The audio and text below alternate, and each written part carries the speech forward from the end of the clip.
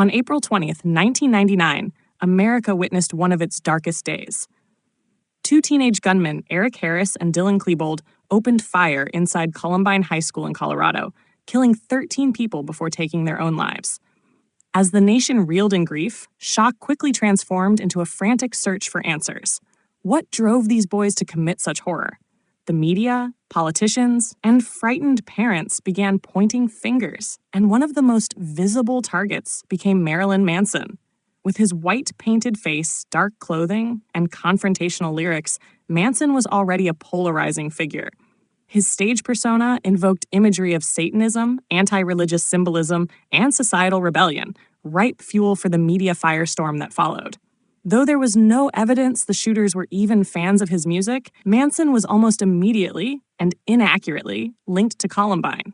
TV pundits, evangelical leaders, and news anchors painted him as the embodiment of everything wrong with youth culture, accusing him of glorifying violence and corrupting young minds.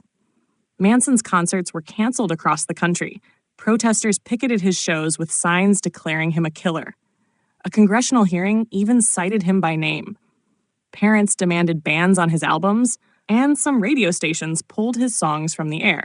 All of this despite the fact that Harris and Klebold did not listen to his music and had more interest in German industrial and techno bands.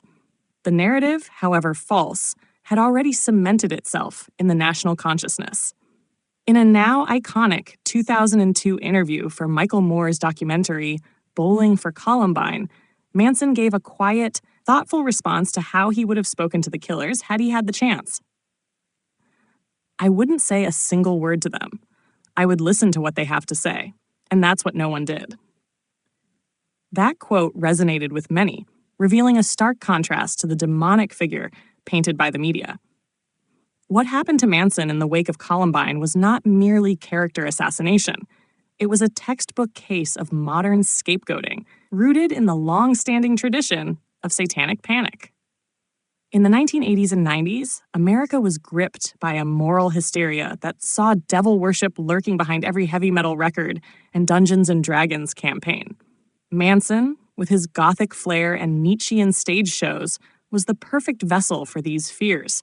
He became the monster under the bed, the cultural punching bag for a nation unwilling to confront its own failings in gun control, mental health, and bullying in schools.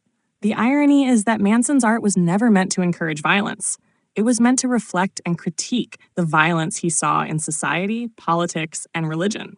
Songs like The Beautiful People and Rock is Dead are satirical in nature, expressing disdain for conformity, hypocrisy, and media sensationalism, the very forces that turned him into a villain. The impact of this cultural witch hunt lingers. Manson's career never fully recovered from the stigma, even as later accusations of abuse and misconduct emerged and were taken more seriously. But the Columbine episode remains a cautionary tale of how quickly we rush to blame artists instead of examining the societal structures that create real monsters.